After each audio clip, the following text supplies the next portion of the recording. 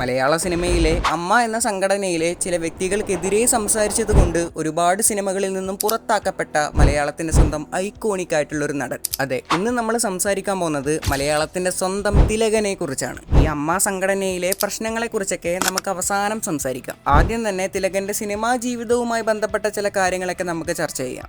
തിലകൻ എന്ന് പറയുന്നത് ജസ്റ്റ് ഒരു മലയാള സിനിമാ അഭിനേതാവ് മാത്രമായിരുന്നില്ല, ഒരു നാടക നടൻ കൂടിയായിരുന്നു.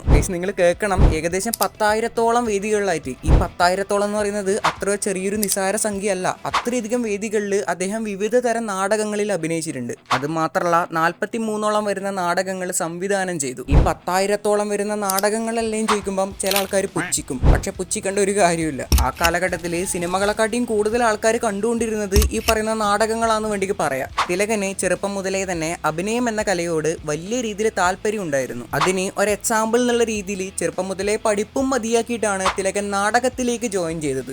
1973 പെരിയാർ എന്ന സിനിമയിലൂടെയാണ് അദ്ദേഹം മലയാള സിനിമയിലേക്ക് ആദ്യമായി കടന്നു വരുന്നത്. പക്ഷേ 1981 ശേഷമാണ് അദ്ദേഹത്തിന് മലയാള സിനിമയിലെ കുറച്ച് പ്രധാന വേഷങ്ങളൊക്കെ കിട്ടിത്തുടങ്ങിയത് എന്ന് വേണ്ടി പറയാം. 1981 കോലങ്ങൾ എന്ന സിനിമയിലെ മുഴുക്കുടിയനായ കള്ളുവർക്കി എന്ന തിലകന്റെ കഥാപാത്രം എല്ലാവരും ശ്രദ്ധിക്കപ്പെട്ട ഒന്നായിരുന്നു. ആ ഒരു കഥാപാത്രം മലയാള സിനിമാ പ്രേമികൾക്കിടയിൽ ചെറിയ രീതിയിൽ ശ്രദ്ധ പിടിച്ചുപറ്റി എന്ന് വേണ്ടി പറയാം. അങ്ങനെ മലയാളത്തിലെ പല മികച്ച സിനിമകളിലെയും പ്രധാന വേഷങ്ങൾ തിലകൻ കൈകാര്യം ചെയ്തു. സിനിമയും നാടകവും പോലെ തന്നെ ഈ രാഷ്ട്രീയ മേഖലയിലും അത്യാവശ്യം ആക്റ്റീവ് ആയിട്ടുള്ള ഒരു വ്യക്തിയായിരുന്നു തിലകൻ. കുടുംബവിശേഷം, യവനിക, മൂന്നാം പക്കം, സ്ഫടികം, കാട്ടുകുതിര, ഗമനം, സന്താനഗോപാലം, ഋതുഭേദം, ഉസ്താദ് ഹോട്ടൽ ഇതൊക്കെ തിലകന്റെ പ്രധാന ചിത്രങ്ങളിലൊന്നായിരുന്നു. അതേപോലെ തന്നെ നമ്മുടെ മലയാള സിനിമാ പ്രേമികൾക്കിടയിൽ ഇപ്പോൾ അവരുടെ ഫേവറേറ്റ് ലിസ്റ്റിലുള്ള ഒരു പടയായിരിക്കും ഗോഡ് ഫാദർ. അതിൽ തിലകന്റെ ബലരാമൻ എന്ന് പറഞ്ഞ ഒരു ക്യാരക്ടർ നമുക്കുണ്ടാക്കിയ ഒരു ഇമ്പാക്റ്റിനെ കുറിച്ച് ഞാൻ പ്രത്യേകിച്ച് എടുത്തു പറയേണ്ട ഒരു കാര്യമില്ലല്ലോ. ഈ നിൽക്കുന്നവന്മാരുടെ കാര്യത്തിന് പോലെ തലയുണ്ടാവില്ല. അതിന് ഞങ്ങൾക്ക് റൗഡികളുടെ ആവശ്യമൊന്നുമില്ല. നേരിട്ട് വന്ന് ചെയ്യും. പറയുന്നത് നിന്റെ കൈ 500 ചെക്കന്റെ നേരെ പൊങ്ങിന്ന് കേട്ടു. സ്ഥലം വിട്ടിരിക്കുന്നു. ഇനി ആവർത്തിച്ചാൽ കൊത്തി നുറുക്കി കുഴിച്ചു മൂടി ഞാൻ. എന്റെ മോനെ, ഈ ഒരു സീനെല്ലാം കാണും എന്റെ കയ്യിൽ രോമല്ല ഇത് എണീറ്റിക്കുന്നു. സത്യം പറയാല, ഈ ഒരു പ്രസന്റ് സിറ്റുവേഷനിൽ അത്രയധികം ഫാൻ ബേസ് ആണ് ഈ ഒരു പടത്തിനുള്ളത്. ഈ ഒരു പടാറ്റം ഇപ്പൊ റീ റിലീസ് ചെയ്തിട്ടുണ്ടെങ്കിൽ തിയേറ്ററിൽ വരുന്ന ആൾക്കാർക്ക് കയ്യും കണക്കും ഉണ്ടാവില്ല എന്നേ പറയാൻ പറ്റുള്ളൂ. എൻ്റെ ഒരു പേഴ്സണൽ അഭിപ്രായം പറയാല, ഈ ഒരു പടത്തിൽ ഏറ്റവും ബെസ്റ്റ് പെർഫോമർ ആരാണെന്ന് ചോദിച്ചിട്ടുണ്ടെങ്കിൽ ഞാൻ കണ്ണും പൂട്ടി പറയും അത് ബലരാമൻ എന്ന് പറഞ്ഞ ക്യാരക്ടറാണെന്ന്. കാരണം ഈ 500 മക്കളെ കുറിച്ച് സംസാരിക്കുമ്പം ആ ഒരു മക്കളിൽ കുറച്ചും കൂടി സ്കോർ ചെയ്ത് നിൽക്കുന്നത് ഈ പറയുന്ന ബലരാമൻ തന്നെയാണ്. ഈ പറയുന്ന ഗോഡ് ഫാദർ സിനിമയുടെ ഡയറക്ടേഴ്സ് പറഞ്ഞിട്ടുള്ളൊരു കാര്യമുണ്ട്. അതായത് ഈ ഗോഡ് ഫാദർ സിനിമയിൽ 500 NN പിള്ള വന്നിട്ടില്ലെങ്കിൽ അവിടെ ഡബിൾ റോൾ ആയിട്ട് തിലകനെ വെക്കാന്നായിരുന്നു ആദ്യം തീരുമാനിച്ചിട്ടുണ്ടായത്. പക്ഷേ സ്വന്തം അച്ഛന്റെ മുമ്പിൽ ഒഴികെ ബാക്കി ഏതൊരു വ്യക്തിയുടെ മുമ്പിലും നല്ല പവർഫുൾ ആയിട്ട് നിൽക്കുന്ന തിലകന്റെ ബലരാമൻ എന്ന് പറഞ്ഞ ക്യാരക്ടർ, എനിക്ക് തോന്നുന്നു ഈ ഒരു ക്യാരക്ടറൊക്കെ തിലകനെ കൊണ്ട് മാത്രമേ ചെയ്യാൻ പറ്റുള്ളൂ കേട്ടാ. പിന്നെ ആ തിലകന്റെ സിനിമകളെ കുറിച്ച് പറയുമ്പം കുറെ ആൾക്കാർക്ക് ഈ ഗോഡ് ഫാദറൊക്കെ ആയിരിക്കും ഇഷ്ടം. പക്ഷേ എനക്കതല്ല. തിലകൻ അഭിനയിച്ച വേറൊരു പടമാണ് എനിക്ക് ഏറ്റവും ഇഷ്ടം. ഈ തിലകൻ എന്ന് പറഞ്ഞ നടൻ കിഡ്ഡിയിലാനായിട്ട് അഭിനയിച്ചൊരു പടമുണ്ട്. എൻ്റെ അമ്മയെ ഞാൻ ആ ഒരു പടം കണ്ടിട്ട് കരഞ്ഞു ഗൈസ്. അത്രക്കും പൊളി പടാണത്. 1994 റിലീസായ കുടുംബവിശേഷം.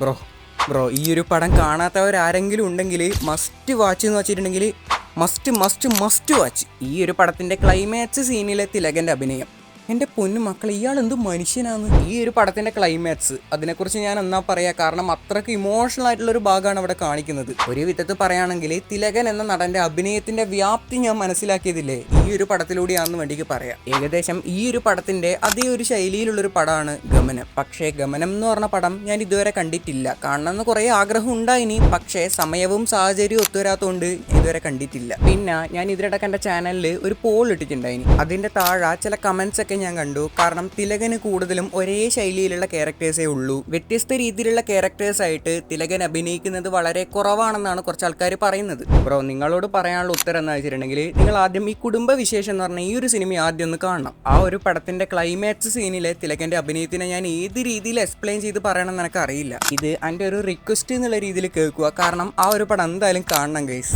ഏതായാലും ആ ഒരു പടത്തിന്റെ ലിങ്ക് ഞാൻ എൻ്റെ ടെലഗ്രാം ചാനലിൽ അപ്ലോഡ് ആക്കി വെക്കാം. അപ്പൊ താല്പര്യമുള്ളവർ കയറി കാണും. പിന്നെ തിലകന്റെ വ്യത്യസ്തമായ ഒരു അഭിനയത്തിനെ കുറിച്ച് പറയുകയാണെങ്കിൽ നിങ്ങൾ ഒട്ടുമിക്ക ആൾക്കാരും കണ്ടൊരു പടമായിരിക്കും 1991 റിലീസായ മൂക്കില്ല രാജ്യത്ത് എന്ന പടം. ഈ മൂക്കില്ല രാജ്യത്ത് എന്ന സിനിമ 1989 റിലീസായ ദ ഡ്രീം ടീം എന്ന ഹോളിവുഡ് സിനിമയുടെ ഒരു റീമേക്ക് ആണ്. ആ ഒരു പടത്തിലെ തിലകന്റെ അഭിനയം എല്ലാവരും കണ്ടതായിരിക്കൂലേ, അതുകൊണ്ട് ഞാൻ പ്രത്യേകിച്ച് വേറെ എടുത്തു പറയേണ്ട ഒരു കാര്യമില്ലല്ലോ.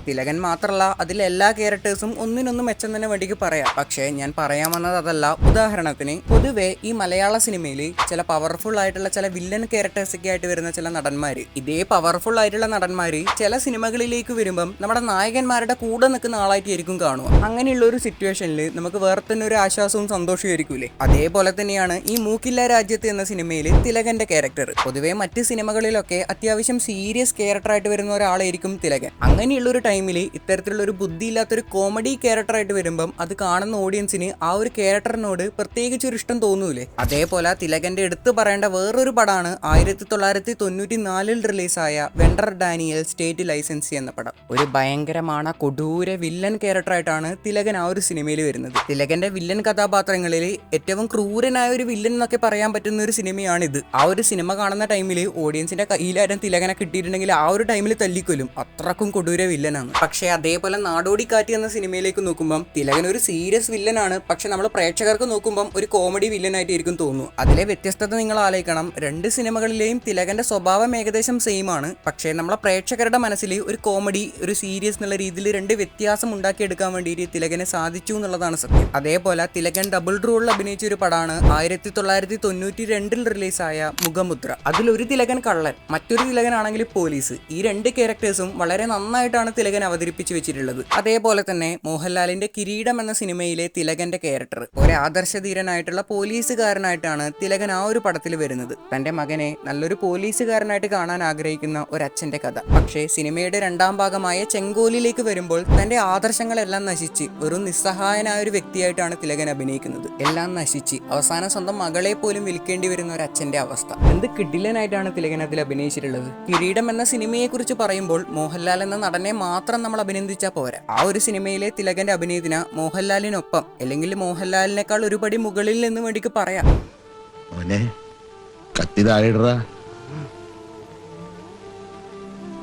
നിന്റെ അച്ഛനാ പറയുന്നത് കത്തി താഴെയിട. ഒരു വിധത്തിൽ പറയുകയാണെങ്കിൽ തിലകൻ സിനിമയിൽ അഭിനയിക്കുകയല്ല, പകരം ജീവിക്കുകയാണെന്ന് വേണ്ടിക്ക് പറയാം. അതേപോലെ തന്നെ നമ്മുടെ ചാക്കോച്ചൻ നായകനായിട്ട് വന്ന മയിൽപീലിക്കാവ് എന്ന സിനിമയിൽ മറ്റൊരു കൊടൂര വില്ലനായിട്ടാണ് തിലകൻ വരുന്നത്. പിന്നെ സ്ഫടികത്തിലെ ചാക്കോ മാഷിയൊന്നും അങ്ങനെ ആരും മറന്നിട്ടുണ്ടാവില്ലല്ലോ. ഭൂഗോളത്തിന്റെ ഓരോ സ്പന്ദനവും കണക്കിലാണ്. വിത്തൗട്ട് മാത്തമാറ്റിക്സ് ഭൂമി വെറും ഒരു വട്ടപൂജ്യം. തിലകന് കിട്ടിയ അവാർഡുകളെ കുറിച്ച് പറയാനാണെങ്കിൽ ഋതുഭേദം എന്ന സിനിമയിലൂടെ മികച്ച സഹനടനുള്ള നാഷണൽ അവാർഡ് കിട്ടി. പക്ഷേ ഈ അവാർഡുകളെ കാര്യം പറയുമ്പോൾ തന്നെ അതിന്റെ പുറകില് വലിയൊരു ഇഷ്യൂ ഉണ്ടായിട്ടുണ്ട്. തിലകൻ മികച്ചൊരു അഭിനയം കാഴ്ചവെച്ച ഒരു സിനിമയാണ് 1990 റിലീസായ പെരുന്തച്ചൻ എന്ന സിനിമ. തിലകന്റെ മികച്ച അഭിനയത്തിന് നാഷണൽ അവാർഡ് കിട്ടുന്ന ഏകദേശം ഉറപ്പിച്ച സിനിമയായിരുന്നു അത്. പക്ഷേ അവാർഡ് കിട്ടിയത് അമിതാഭ് ബച്ചന്റെ അഗ്നിപഥ് എന്ന സിനിമക്കായിരുന്നു. പെരുന്തച്ചൻ, അഗ്നിപഥ് ഈ രണ്ട് സിനിമകളിലെയും അമിതാഭ് ബച്ചന്റെയും തിലകന്റെയും അഭിനയം എടുത്തു നോക്കുവാണെങ്കിൽ ആനയും അണ്ണാനും തമ്മിലുള്ള വ്യത്യാസമുണ്ട്. പക്ഷേ പറഞ്ഞിട്ട് കാര്യമില്ല. ഈ നാഷണൽ അവാർഡിന്റെ എല്ലാം സത്യസന്ധത എത്രത്തോളം ഉണ്ട് എന്ന് ഊഹിച്ചെടുക്കാവുന്നതേ ഉള്ളൂ. അതുമാത്രമല്ല പെരുന്തച്ചൻ, ഗമനം, സന്താനഗോപാലം എന്നീ സിനിമകളിലൂടെ 2 തവണ മികച്ച നടനുള്ള സ്റ്റേറ്റ് അവാർഡ് കിട്ടിയിട്ടുണ്ട്. അദ്ദേഹത്തിന് കിട്ടിയ അവാർഡുകളെ കുറിച്ച് പറയാനാണെങ്കിലും ഒരുപാട് പറയേണ്ടി വരും. കാരണം അത്രയ്ക്കും അധികം അവാർഡുകൾ അദ്ദേഹത്തിന് കിട്ടിയിട്ടുണ്ട്. ഇനി നമുക്ക് അമ്മ സംഘടനയുമായിട്ട് ബന്ധപ്പെട്ടുള്ള ചില കാര്യങ്ങൾ സംസാരിക്കാം. ഈ ഒരു വിഷയത്തെക്കുറിച്ച് എനിക്കത്ര ഡീപ്പായിട്ട് അറിയില്ല. ഏതായാലും ഞാൻ ഒരു വീഡിയോ ക്ലിപ്പ് കാണിക്കാം. എനിക്ക് അമ്മയോട് ബഹുമാനമാണ്. എന്നെ പെറ്റമ്മയോടും അമ്മ എന്ന സംഘടനയോടും എനിക്ക് ബഹുമാനമാണ്. ഒരാൾ പോലും അമ്മയ്ക്കെതിരായി തിലകൻ സംസാരിച്ചു എന്ന് പറയരുത്. അങ്ങനെ പറയുന്നുണ്ട്. പക്ഷെ ആ സംഘടനയിൽ ഇരിക്കുന്ന എക്സിക്യൂട്ടീവിലെ ചില അംഗങ്ങൾ ചെയ്യുന്ന പ്രവൃത്തികൾ വളരെ മോശമാണ്. ഒരു മാഫിയ പോലെയാണ്, തീവ്രവാദപരമാണ്.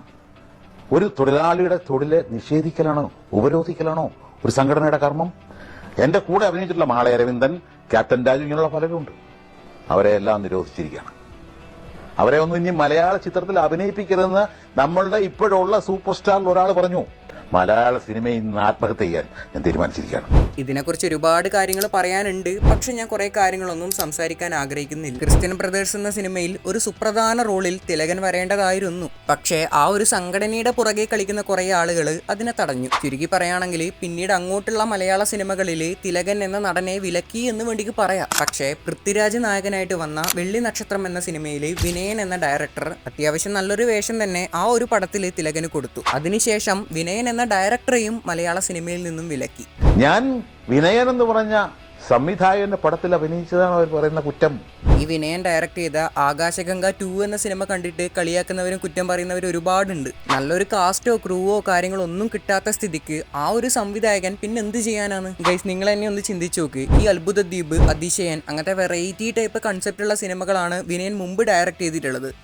പിന്നെ അമ്മ സംഘടനേൻ്റെ തലപ്പത്തിരിക്കുന്ന കുറേ ആൾക്കാരുടെ റിയൽ ഫേസിനെ കുറിച്ച് നമ്മൾ ഹേമ കമ്മിറ്റി റിപ്പോർട്ട് വന്നപ്പോൾ കുറേ കണ്ടതാണ്. പക്ഷേ അതിനുശേഷവും തിലകൻ അത്യാവശ്യം നല്ല കുറച്ച് പടങ്ങളൊക്കെ കിട്ടി. അതിന് ഏറ്റവും വലിയൊരു ഉദാഹരണമാണ് നമ്മുടെ ദുൽഖർ സൽമാൻ നായകനായ ഉസ്താദ് ഹോട്ടൽ എന്ന സിനിമ. ആ ഒരു ടൈമിൽ വലിയ രീതിയിൽ വിജയിച്ച സിനിമകളിൽ ഒന്നായിരുന്നു അത്. പിന്നെ പറയാൻ വിട്ടൊരു കാര്യം, മലയാളത്തിൽ മാത്രമല്ല തമിഴിലും തെലുങ്കിലും അദ്ദേഹം അഭിനയിച്ചിട്ടുണ്ട്. ചുരുക്കി പറയുകയാണെങ്കിൽ ഏകദേശം 300-ലധികം സിനിമകളിലാണ് അദ്ദേഹം അഭിനയിച്ചിട്ടുള്ളത്. പക്ഷേ തൻ്റെ 77-ാം വയസ്സിൽ, അതായത് 2012 അദ്ദേഹം നമ്മളെ വിട്ടുപോയി. പൊതുവെ അഭിനയത്തിന്റെ കാര്യത്തിൽ നമ്മൾ മിക്ക ആൾക്കാരും നായക നടന്മാരെ മാത്രമേ പ്രശംസിക്കാറുള്ളൂ. ഞാൻ എൻ്റെ ചാനലിൽ ഒരു പോൾ ഇട്ടാൽ തന്നെ അവിടെ മോഹൻലാൽ ഫാൻസും മമ്മൂട്ടി ഫാൻസും തമ്മിൽ പരസ്പരം അടിയാണ്. എടാ, ഇങ്ങനെയുള്ളവരോടെല്ലാം പറയാനുള്ളത്, ഈ മമ്മൂട്ടി മോഹൻലാലെല്ലാം ഒഴിച്ചു നിർത്തിയാൽ വേറെയും ഒരുപാട് ലെജൻഡറി ആക്ടേഴ്സ് ഉണ്ട് മലയാളത്തിൽ.